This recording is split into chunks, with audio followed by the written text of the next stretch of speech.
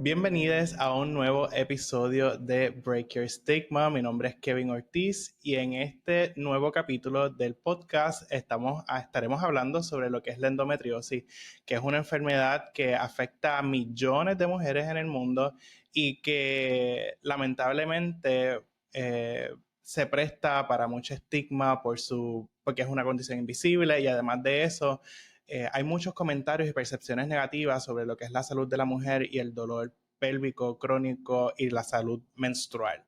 Así que para hablar de ello tenemos a la doctora Idalis Flores Caldera, quien es profesora e investigadora en salud de la mujer en la Ponce Health Sciences University. Gracias, doctora Flores, por estar aquí. Estoy bien contento. Bienvenida. Yo también estoy feliz, gracias. Se nos dio, Kevin, se nos dio. Se nos dio, por fin, por fin.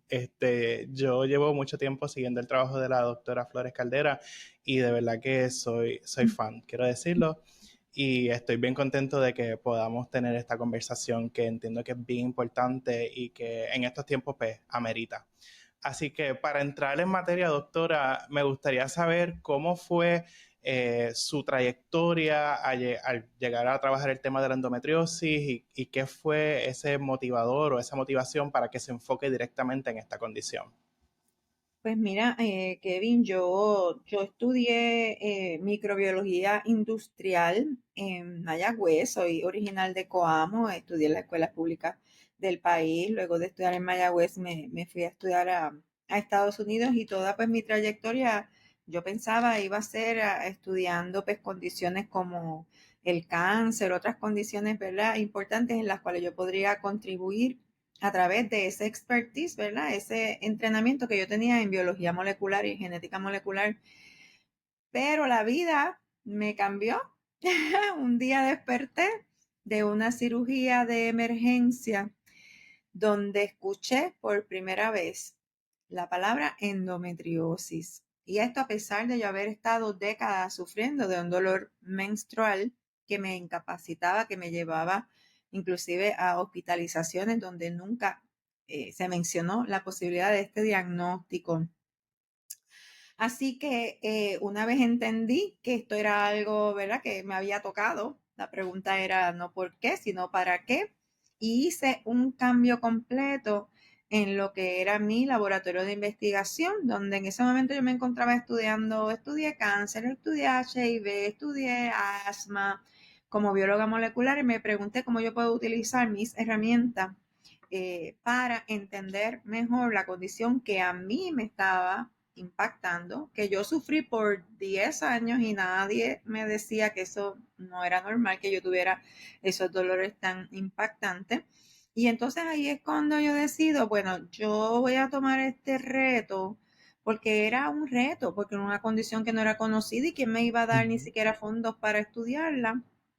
Pero dije, yo voy a buscar la manera y desde el 2001 establecí lo que se conoce como el programa de investigación de endometriosis de la Ponce Health Sciences University. En ese momento era Ponce School of Medicine, porque Kevin, han pasado ya más de 25 años, cerca de 25 años de que yo hice ese cambio en mi vida, pero sí te tengo que decir que fue a causa de mi diagnóstico. Esto fue en los años 90, luego de ello estuve muchos años, cerca de una década, sufriendo de infertilidad, no podía quedar embarazada, así que eso es uno, ¿verdad?, de los síntomas de la endometriosis también, así que aún con más razón yo me sentí motivada a querer hacer la diferencia para las, como bien dijiste, millones de mujeres afectadas por esta condición invisible, porque no la podemos ver por fuera, ¿verdad? Se manifiesta sistémicamente y en nuestro cuerpo, e invisibilizada, ambas cosas. Wow, no, como usted bien dice, es invisible y es invisibilizada. Y yo creo que también esto es un asunto de género, porque como dice el título de este episodio, dolor crónico normalizado, como que ya llega un momento en este momento que lo que es el dolor menstrual y el periodo no se romantiza, pero se normaliza mucho que se pase tan mal. Y en un episodio que hice con Kathleen, que también es su estudiante, estábamos hablando precisamente del periodo y ella estaba diciendo como que no es normal que en el periodo uno tenga un dolor que incapacite. Así que yo creo que es algo que es bien importante recalcar y hacer visible cuando estemos hablando de esta condición, porque no podemos permitir o pasar por alto cuando una persona está teniendo un dolor menstrual que le incapacite. Y teniendo eso en mente y trayendo eso a la luz, ¿qué es exactamente la endometriosis y por qué es una condición tan compleja para trabajar? Pues mira, la endometriosis la vamos a definir cuando crece un tejido que parece endometrio. En su estructura parece endometrio, pero es lo suficientemente diferente al endometrio como para hacerlo capaz de sobrevivir, implantarse e invadir. Generalmente en el área pélvica, ¿verdad? Porque ahí están nuestros órganos reproductores, pero ya se entiende que la endometriosis es mucho más que una condición ginecológica y pélvica, sino que también impacta a la mujer de manera más sistémica. Por eso es que vamos a estar viendo sintomatología que no solo está limitada al área pélvica, sino a todo el cuerpo, como este cansancio, esta inflamación sistémica. La endometriosis no solo puede aparecer en el área pélvica causando el dolor que estábamos hablando, ¿verdad? Como un síntoma primordial, que debería ser algo tan sencillo de identificar, ¿verdad? Un dolor que es incapacitante, que te lleva a salas de emergencia mes tras mes tras mes, pues obviamente no puede ser algo normal. Pero estas pacientes también van a estar sufriendo de dispareunia, y eso quiere decir dolor con las relaciones sexuales, otro tema tabú en nuestra sociedad. Definitivamente. Y infertilidad también, otro tema complicado, aparte de que pueden también sufrir de otros síntomas que se parecen a otras condiciones como dolor al evacuar o diarrea, constipación, o sea, síntomas asociados al sistema gastrointestinal, que de hecho está en el área pélvica también. Síntomas como dolor al orinar, estos están asociados a la vejiga, ¿verdad? Que también está en el área pélvica, puede estar afectada por lesiones de endometriosis. Así que estamos viendo que es un conglomerado de sintomatología que puede confundir y dificultar el diagnóstico clínico, pero aún así entendemos que cuando vemos dismenorrea, dolor con la menstruación, severo e incapacitante, dispareunia. Esta paciente no puede tener relaciones sexuales efectivas por el dolor que les causa. E infertilidad, ya esos tres síntomas por sí solos deberían levantar la bandera de que algo no está bien. Y yo quiero mencionar algo, yo trabajo también con adolescentes y cuando les preguntamos también acerca de sus ciclos menstruales, cómo la están pasando, y hacemos algunos estudios cualitativos de sus experiencias, algunas nos dicen, la menstruación ese es mi peor enemigo, es el peor momento de mi vida, mi peor enemigo. Wow. Y son palabras fuertes, pero también el otro día escuchaba cómo el dolor, que es un síntoma tan complejo, ¿verdad? Porque tiene componentes físicos, emocionales, pero el dolor no debería verse como un enemigo, es nuestro amigo, en el sentido que es la señal que nos está diciendo, mírame, hay algo mal aquí, atiéndelo. Así que, ¿verdad? A veces vemos el dolor como desde este punto de vista negativo, pero a la vez, ¿qué tal si cambiamos un poco y lo vemos como esta señal, esta vocecita que nos está diciendo, no, nos está gritando que debemos atender esta condición pues, de la manera que sea, buscando los recursos que los hay. Vamos a hablar de eso, Ujú. los recursos. Entonces, hablando, ¿verdad? Es una condición que es multisistémica, como usted estaba hablando, tiene variedad en la manera en que se manifiesta. Y me imagino que también varía de persona a persona. Estaba leyendo también que es una condición que tarda hasta casi 10 años para el diagnóstico. ¿Cuáles han sido esas barreras o las razones por las que es tan difícil o tarda demasiado un diagnóstico de endometriosis? Pues mira, se entiende que son entre 7 y 10 años en la tardanza en el diagnóstico, dependiendo del país, pero en general pues lo vemos en esos números. En Puerto Rico son 9 años. No importa el estudio que yo haga, 4, 5 estudios diferentes, todos nos llevan a ese 9 años. Pues, ¿qué puede estar pasando? Bueno, número uno, la normalización del síntoma de dolor con la menstruación, ¿verdad? Es normal, es parte de ser mujer, eso se te va a ir, si empezó cuando era adolescente. Sí es cierto que hay un síntoma que se conoce como dismenorrea primaria, que eventualmente, ¿verdad? Al normalizar el ciclo menstrual se va a ir, Ujú. pero es cuando pasa el tiempo y sigue pasando el tiempo y seguimos viendo el impacto. es cuando es cuando entonces nos deberíamos dar cuenta, espérate, vamos a preguntarnos, esto no es normal. Poca educación, no solamente a nivel, ¿verdad?, de las pacientes, de la sociedad en general, pero también entendemos que la clase médica necesita mayor orientación, mayor educación sobre qué es endometriosis y cuáles son los pasos para identificarla. Quizás no tanto los ginecólogos, pero los ginecólogos se entrenan en endometriosis, Ujú. son el especialista llamado a atender la endometriosis, pero más que nada los médicos primarios, los pediatras, los médicos de familia, ese primer contacto de esa mujer con un médico que está diciendo, mira, yo tengo esta sintomatología, no me siento bien. Ese primer paso que sería creerles, validarlas y tener la curiosidad, ¿verdad? Como médicos, como clínicos, como científicos que son de decir, espérate, no estaba normal que una mujer joven que se ve saludable se esté constantemente, ¿verdad? Constantemente diciéndome que este dolor la está incapacitando.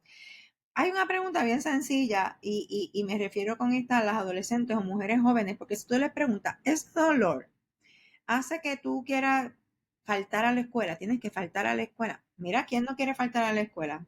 No, esa no es la pregunta, pregúntale. ¿Y esa gira que tenías con tus amigos para la playa, qué pasó? ¿No pudiste ir? ¿Por qué? Que el dolor le previno a un adolescente a ir a una gira a la playa o a ir a una cita con su novio en el cine. Contra, estamos entonces hablando de una cosa más importante. Así que educación, validación, dejar de normalizar el dolor, entender que el dolor sí es una señal del cuerpo de que debe atenderse y poder hablar un poco más abiertamente, hablando, ¿verdad?, del tema del estigma, de lo que es normal y lo que es normal en lo que es la menstruación, el ciclo Ujú. menstrual, ya que muchos de los síntomas de endometriosis sí están, ¿verdad?, asociados al periodo menstrual. Poder hablar de estas cosas abiertamente en la sociedad podría ayudar a evitar que pase tantos y tantos años en lograr el diagnóstico. Ha dicho muchos puntos bien importantes y hay mucha tela para cortar con lo que acaba de decir. Y quiero resaltar la parte de la educación. Yo creo que es bien importante, no solamente de profesionales de la salud, sino también de la ciudadanía. Y yo creo que eso podría incluso ayudar a las personas que viven con este diagnóstico, no solamente a identificarlo, sino a poder buscar la ayuda que necesitan. Entonces, entrando, ¿verdad? Como usted dice, y hablando bien abiertamente de este tema y de lo que es el estigma y el impacto psicológico y social que tiene un diagnóstico como este, ¿cómo ha visto en sus estudios que la endometriosis, más allá de la parte física, clínica, fisiológica, afecta en esa parte psicológica y social de las personas que cargan con este diagnóstico? Y emocional, sí, el impacto es increíble y hay bastante literatura y parte de las investigaciones que estamos haciendo en la Ponce Health Sciences University, de hecho, incluyen un equipo del departamento de psicología, porque pronto me di cuenta de que yo no soy psicóloga, ¿verdad? Le acabo de decir que soy bióloga molecular, pronto me di cuenta de ese impacto. Mira, cuando yo empecé a reclutar a las pacientes, esto estoy hablando a más de 20 años, yo me fui a las oficinas de ginecólogos y ponía un flyer, ¿verdad? Un anuncio sobre mi estudio, era un estudio genético, eh, sobre endometriosis y empecé a recibir las llamadas de las pacientes interesadas en participar. Y pues yo les informaba, mira, sí, el estudio te voy a pedir una muestra de sangre, un cuestionario, tal, tal, tal. Mira, Kevin, yo pasaba una hora hablando con esas pacientes porque ellas estaban tan necesitadas de que las orientara, de que yo les explicara qué era, inclusive qué era lo que les estaba pasando, porque pues los médicos desafortunadamente, por muchas razones, el sistema también, ¿verdad?, incide en esto, tienen muy poco tiempo para pasar explicando una condición que es tan compleja que ameritaría, ahora digo yo, una hora de visita que los médicos actualmente no tienen. Ujú. Así que ahí rapidito yo me di cuenta de que estas chicas estaban siendo bien afectadas, no solamente a nivel físico, sino emocional y de salud mental. Y eso me llevó a buscar un grupo de, ¿verdad?, de expertos, de personas interesadas en este tema para crear y fundar la Fundación Puertorriqueña de pacientes con endometriosis. Eso fue tan temprano como en el 2005. Yo empecé a hacer investigación en el 2001, en el 2005, porque ya yo había visto que había tanta necesidad de educarla y de que ellas se sintieran apoyadas. Y así fue que comenzó la fundación con grupos de apoyo, con reuniones y talleres y seminarios. Y llevamos en esto pues todos estos años. Pero sí, Wow. importantísimo. De hecho, el manejo de la endometriosis, siempre decimos, debe ser un manejo integral que incluya no solamente al ginecólogo, que va a ser el eje, ¿verdad? Ujú. El chef y el que está corriendo a la cocina, ¿verdad? Pero ahí tiene que entrar otros especialistas, incluyendo gastroenterólogos, incluyendo urólogos, pero bien importante, psicólogos también. Invitamos a las pacientes y también a los médicos a que incluyan el componente de salud mental como un aspecto bien importante del manejo integral de la endometriosis. Y yo creo que ese modelo integral, además de la endometriosis, es algo que podemos adaptar y replicar para muchísimas otras áreas de la salud, porque yo entiendo que hace mucha falta. Y eso de cuando usted estaba haciendo su reclutamiento de participantes que se quedaban con usted haciéndole preguntas, buscando hablar del tema, me impacta y me hace pensar en posiblemente todas estas personas que viven esta condición en silencio, incluso tal vez hasta con miedo, porque no entienden lo que está pasando o porque las personas que les rodean no lo entienden. Y por eso me llama mucho la atención el estudio de Tú eres una changa, porque yo creo que hasta el título del estudio impacta y llama mucho la atención con una frase tan fuerte de tú lo que eres una changa. Y así describir las experiencias de estigma de mujeres con endometriosis viviendo en Puerto Rico. ¿Cómo fue, sabe, que surgió este estudio? ¿Fue viendo todo lo que estaba ocurriendo a través del grupo de apoyo? ¿Hubo unas experiencias adicionales de la fundación? ¿Cómo fue que se dio esa dinámica? Pues mira, eso también es un ejemplo de una colaboración interdisciplinaria con la Escuela de Ciencias Conductuales y de Cerebro de la Ponce Health Sciences University. El doctor Eliu Rivera y su estudiante en ese momento, la que ahora es psicóloga clínica, Yasmeli Matías, se me acercaron porque el doctor Rivera estudia estigma, esa es su área de investigación, y tenía la curiosidad, especialmente por Yasmeli, que también tenía pues, la curiosidad con esta condición, de conocer si había algún estudio sobre estigma y endometriosis. Buscamos en las redes, ¿verdad? El PubMed, como llamamos, ¿verdad? El lugar Ujú. donde están las publicaciones científicas, y no había nada de estigma y endometriosis. Así que nos dimos la tarea de hacer unos grupos focales en estas, precisamente estas actividades de la fundación, para ver qué salía. Los grupos focales eran simplemente un espacio abierto, que era seguro, que era cómodo para ellas, privado, donde ellas podían pues expresar cómo se sentían acerca de la experiencia de vivir con endometriosis. Y tú me puedes creer que desde el primer grupo focal hicimos tres. Desde la primera paciente que abrió la boca, salió el tema de, es que a mí me dicen que yo soy una changa, y todas las demás, a mí también, a mí también, a mí también. Entonces, como sabemos, changa, changuería, tiene es una palabra, es un puertorriqueñismo. O sea, la Ujú. connotación de ser una persona, digamos, hipersensible, una persona que no es fuerte, que no es capaz de aguantar, como quiera que lo queramos llamar, es débil, o que quiere manipular la situación, ¿verdad? Y está quizá mintiendo o exagerando. Esa connotación, esa palabra changa, changuería, es un puertorriqueñismo súper interesante. Y salió inmediatamente. Pero salió de varios contextos, o sea, de que la tildaban de changa no solamente en su círculo de apoyo, ¿verdad? De lo que se supone que fuera su apoyo, sus parejas, sus familiares, eh, a nivel de la sociedad, y también ellas se sentían con este sello, ¿verdad? Con este estigma por parte de la clase médica y, ¿verdad? El profesional de la salud, desafortunadamente.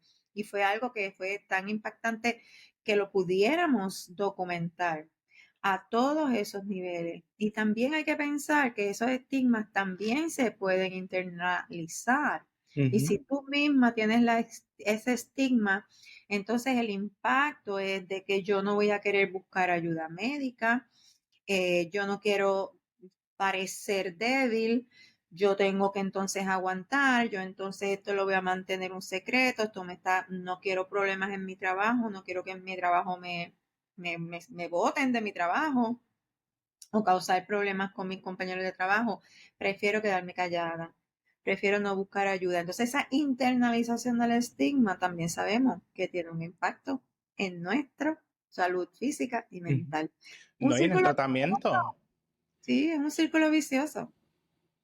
Y me parece una experiencia brutal, ¿sabes? En el sentido completo de la palabra, esa parte de la internalización del estigma, porque eso cohíbe a la persona de buscar ayuda, cohíbe a la persona de, sí, literalmente busca todo lo más negativo posible para esa persona en vez de buscar progresar positivamente en su salud y en su bienestar. Una persona que no se siente cómoda hablando del tema, compartiéndolo con su círculo de apoyo, que se supone que le den ese apoyo, ni siquiera con sus proveedores de salud, que hablamos más anteriormente sobre la importancia de la educación no solamente del paciente, sino también del proveedor, que también eso es una barrera, pero la manera en que como está el sistema, pues no se da tanto esa apertura o esa posibilidad de que haya un entendimiento o una empatía entre el proveedor y la paciente, que me parece una experiencia bien brusca y hasta violenta en algunas ocasiones para estas personas que Sí, viven con este diagnóstico. lo es. Y me imagino que, ¿verdad? Hemos hablado de diferentes impactos, pero eh, eso, a ver, cómo se lo digo? ¿Cómo ha sido eh, a nivel de estudio que han podido documentar ese impacto emocional de las pacientes cuando no se les cree, cuando se minimiza su dolor, ¿sabe? Porque sabemos que hablar del dolor ya a este punto se ha convertido en un acto revolucionario de mucha vulnerabilidad, y como eso no se premia en el estudio, ¿cómo pudieron documentar esa parte de esos efectos emocionales, psicológicos, más allá de la parte individual, esa parte social, o sea, con otras personas? Sí, sí, hicimos un estudio de hecho fue un estudio donde primero lo comenzamos primero en un modelo animal. Yo soy, como te dije, ¿verdad? Ujú. Investigadora de laboratorios básicos y entonces vimos a nivel de este modelo animal cómo el estrés podía impactar la condición, haciéndola que progresara más rápido, que las lesiones fueran más grandes, la inflamación peor, el dolor peor en un modelo animal. Pero luego también vimos que manejar el estrés, ¿verdad? Y tener quizás un impacto en lo que es el eje, ¿verdad? HPA, el eje del estrés, mejoraba la condición. Esas fueron las primeras observaciones que nos dieron a entender que la endometriosis, ¿verdad? Hay algo mucho más que la parte fisiológica, sino que, ¿verdad? Hay otros componentes importantes. Y entonces nos dimos a la tarea de hacer una traslación de esas observaciones del modelo animal a el entorno de paciente y diseñamos una intervención que se conoce como enriquecimiento ambiental, que contemplaba hacer grupos de apoyo, porque ¿verdad? Estábamos pensando en los grupos de apoyo en espacios abiertos y rodeados de naturaleza, y a su vez en cada una de las intervenciones que aprendieran una forma de manejo de estrés diferente y novedosa, que esto pudiera ayudar a las pacientes. Entonces medimos varias cosas. No solamente medimos el dolor, que sabemos que es un síntoma difícil de medir porque básicamente no hay ¿verdad? No hay un termómetro de dolor que diga, mira, tengo 98 grados de dolor, sino que son unas escalas que se usan del 1 al 10, etcétera. Medimos dolor, medimos entonces el aspecto de salud mental, lo medimos con escalas para ansiedad y depresión, también medimos estrés y también medimos calidad de vida. Entonces, sí vimos que estas pacientes, y esto está documentado en la literatura, sí tienen altas tasas de ansiedad, altas tasas de depresión, más que mujeres con otras condiciones similares. O sea que hay un componente de la endometriosis que la hace particularmente vulnerable a lo que es la salud mental.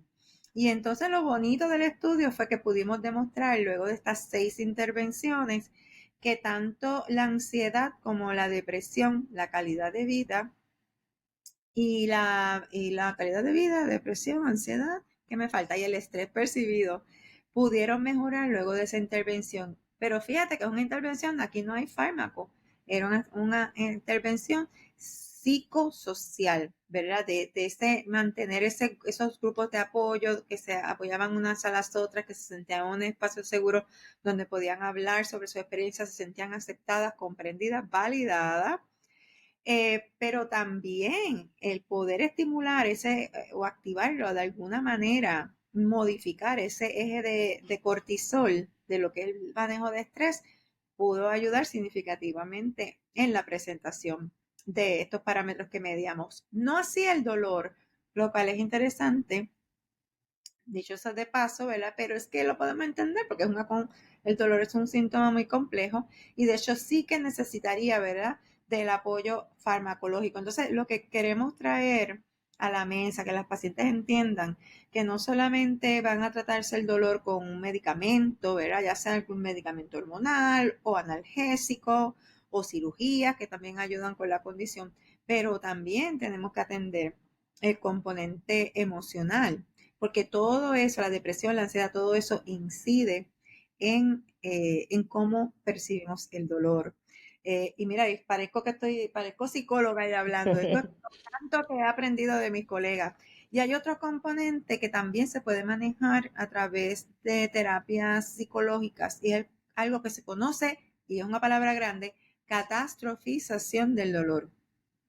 Y básicamente es una herramienta que tenemos de manejar las situaciones difíciles de la vida, donde tú sabes que hay personas como que, ay Dios mío, todo le sale mal, todo está mal, todo, me voy a morir, todo va a salir mal, mientras que hay otras personas que tienen otra forma de pensar quizás y son más positivas o más optimistas. Pues estas que se sienten así como que el mundo se va a acabar, esa estrategia de manejo de situaciones se conoce como catastrofizar. ¿Y sabes qué? Eso se trata. Hay tratamientos psicológicos, hay maneras de enseñarnos a nosotros a cambiar la manera en cómo pensamos, cómo percibimos las situaciones difíciles, incluyendo el dolor. Y si podemos atender la catastrofización del dolor, podemos ayudar a que el dolor percibido sea menor, porque también en nuestros estudios indican, y los de muchos investigadores en el mundo, que las personas que más catastrofizan son las que reportan mayor severidad de dolor. Así que hay una relación muy estrecha y es otra manera que podemos, de una manera multidisciplinaria, atacar este síntoma tan complejo que es el dolor. Wow, qué increíble y qué bueno que tienen toda esa parte documentada y que están trabajando desde toda esa área. Eh, Quería también preguntarle, partiendo de estos resultados y esta información tan valiosa que nos está compartiendo, ¿qué medidas de salud pública podemos adoptar o implementar para romper con estos estigmas y ayudar a estas personas que viven con este diagnóstico o con diagnósticos similares? Sé que últimamente se estaba hablando del proyecto del Senado 0174, que otras iniciativas o políticas que se están promoviendo. Pues sí, tenemos que empezar por algo y ellos entendemos y la fundación, ¿verdad? Es quien está promoviendo este proyecto de ley este proyecto atiende todo lo que necesitamos para crear una mayor concienciación sobre la condición de endometriosis y dolor pélvico en general, ¿verdad? Porque no queremos limitarlo solamente a mujeres que tienen el diagnóstico, queremos también impactar a mujeres que todavía no han sido diagnosticadas ¿verdad? Por las razones que ya hemos hablado.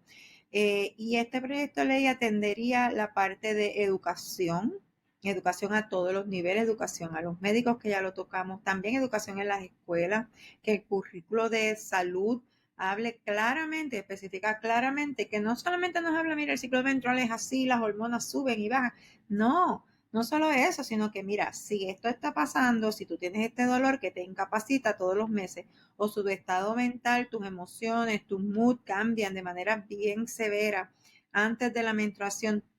Si tu ciclo es irregular, que pasan 3 meses y todavía tú no ves tu menstruación o más de 3 meses, todo esto son indicadores de condiciones de salud ginecológica, salud de la mujer. Que no es solamente endometriosis, tenemos que identificar estas condiciones temprano. Así que educación a todos los niveles también, departamento de salud, campañas educativas ¿verdad? En las redes, ¿verdad? Sobre cuando aprovechar el mes de la endometriosis, en marzo, pues vamos a hacer una campaña educativa para educar a la gente en nuestras comunidades.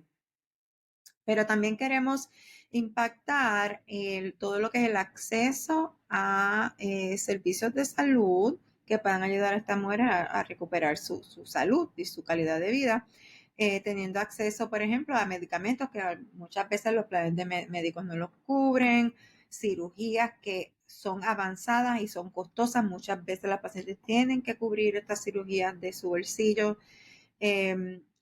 Terapias integrativas o alternas como la terapia de piso pélvico, que las dan unos fisiatras, tampoco lo cubren los planes médicos.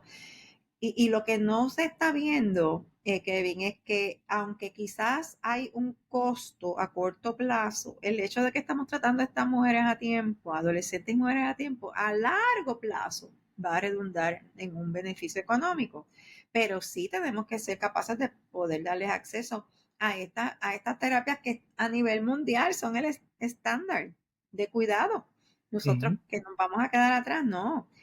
El tercer componente es el de los acomodos razonables. Entendemos que la condición de endometriosis y vista de caso a caso, vamos a estar viendo, ¿verdad? Una severidad mayor en algunas pacientes que les van a impedir cumplir con sus tareas en el trabajo. Algunos días, no todos los días del mes, pero hay unos días que algunas de estas pacientes pues simple y sencillamente no se pueden levantar. Entonces, ¿cómo como patronos podemos llegar quizá a una, ¿verdad? Una negociación, unos acomodos razonables? Este día, pues a lo mejor si no le puedes llegar, pues quédate en tu casa, pues me trabajas remoto, cuando te sientas mejor, entonces pues cúmpleme con estas tareas. Mira, las pacientes no quieren faltar.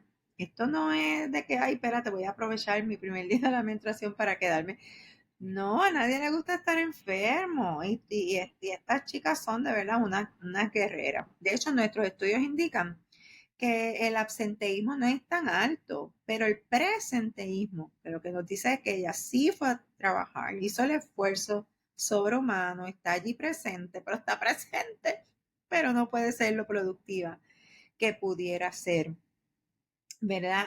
O como quisiera ser. Entonces, ¿cómo podemos promover que endometriosis también se considere, y digo y repito, de caso a caso, una posibilidad, un acomodo razonable para el lugar que ellas puedan conseguir, ¿verdad? Y ser productivas en su trabajo mientras que atienden también su problema de salud? No, definitivamente. Y como usted bien dice, esa parte cuando se desconoce bien de la condición, cuando hay mucha desinformación, el estigma y la desigualdad de acceso, cuando se mezcla todo eso, crea una problemática grandísima en lo que es los lugares de empleo, en las escuelas, en las universidades, porque no se tiene la perspectiva de lo que realmente está pasando y de cómo podemos ayudar a esta persona. Hay otros intereses que cubren más allá de la calidad de vida de esa persona y de la paciente que está viviendo con endometriosis. Y además de eso, mencionó algo bien interesante sobre la inversión a largo plazo. Yo creo que es bien importante y yo creo que a los planes médicos y al gobierno hay que hablarle así con números, pero yo creo que más allá de eso, a nivel de salud pública, poder tener estas intervenciones tempranas, este acceso y la educación, lo que va a permitirnos es que muchas más personas puedan tener calidad de vida por mucho más tiempo que lo que posiblemente estamos viviendo ahora en Puerto Rico en comparación con otras partes del mundo. Porque como usted bien dice, hay muchas terapias que aquí no son asequibles o que no se cubren con el plan médico, que en otros lugares sí son un standard of care, que son el estándar de cuidado. Así que yo creo que es bien importante también tener esa parte de consideración por esa parte de la calidad y la dignidad humana, porque un tema que es tan tabú como es la salud menstrual, como es el periodo, la salud de la mujer, que a veces lo ponen hasta como algo controversial, simplemente se trata de un asunto de derechos humanos y de calidad humana. Así que yo creo que queda mucho todavía por recorrer y yo agradezco mucho todos los esfuerzos que usted está hecho hasta ahora de contribuir a la ciencia, a la salud y a la salud pública con sus proyectos y sus intervenciones. Y para ir más o menos cerrando, tengo unas últimas preguntas. Eh, ¿qué cambio? Esto es a nivel ya más bien social. Sabemos que usted no es psicóloga, pero se ha metido más o menos en el área. Sí, vamos a decir. Y Eh, saludista también, en el área de salud pública también. Me claro, encanta.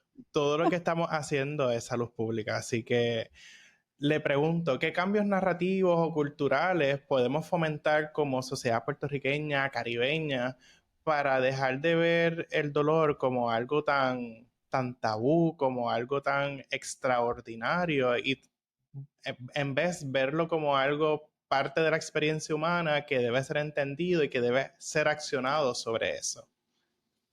Pues sí, como cualquier otro dolor o dolencia, ¿verdad? Que sufrimos, ¿verdad? Diferentes personas, pues algunas tienen diabetes, otras tienen enfermedades mentales, otras el corazón, y para eso pues van a sus especialistas y toman sus medicamentos, pues aceptar que esto pues es una condición que afecta primordialmente mujeres o personas con útero y que hay maneras de atenderla. Así que la normalización del dolor asociado a la menstruación es que no, eso tiene que terminar. O sea, yo pienso que el mensaje es que dolor menstrual no es normal, ¿verdad? Dolor menstrual no es normal, ningún dolor es menstrual. Y como sociedad tenemos que ver que algo que afecta, una condición que afecta, y voy a hablar, mira, de mujeres, pero me refiero también, ¿verdad? A personas con útero. Las mujeres en nuestra sociedad son las que cargamos a las comunidades, somos las cuidadoras, somos las madres, somos las cocineras, somos las choferas. Cuando las mujeres no se atienden su salud, el impacto es mucho más que económico desde el punto de vista ¿verdad? De costos Ujú. del sistema de salud. Estamos hablando también de costos indirectos, costos de productividad, costos de que esta mujer no se siente lo productiva y que ella quisiera hacer para la sociedad. Y las mujeres es que somos importantísimos motores. Para mí tiene que ser una inversión real y constante en de que asegurar que nuestra salud es óptima para que la sociedad siga funcionando de manera óptima. Y ya quitarnos estos tabúes y dejar de estar hablando de estos temas como algo como este hush hush que no se puede hablar. Ya estamos grandecitos ya, ¿verdad? Vamos a hablar de las cosas como son, vamos a Ujú. incluir a las mujeres en todos los aspectos de la sociedad.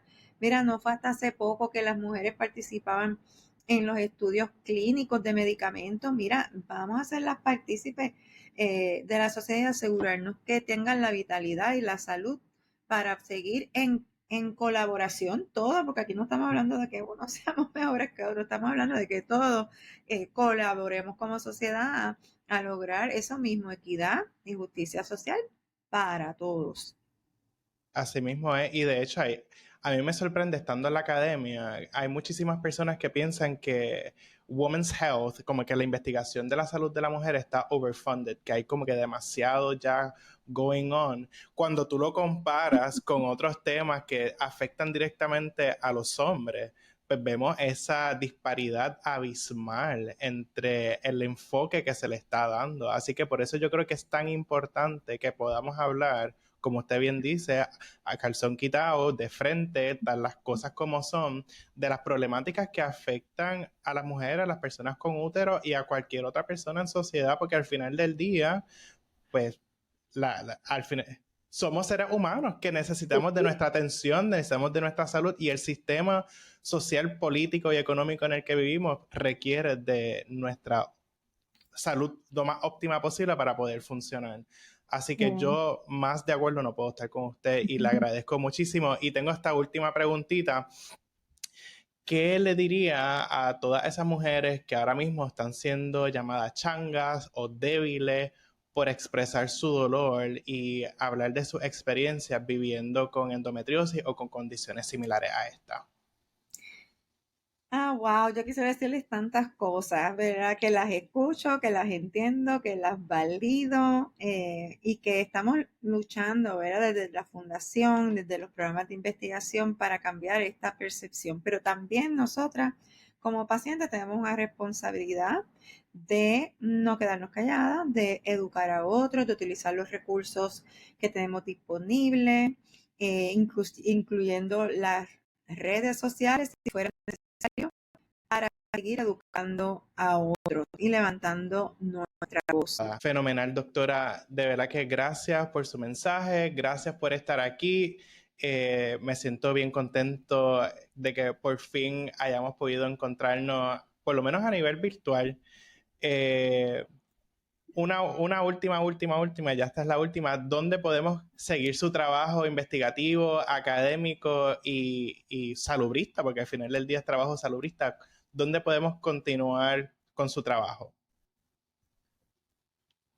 Pues tengo presencia en la web de la Ponce Science University, donde pueden ver mi perfil en el área de investigación.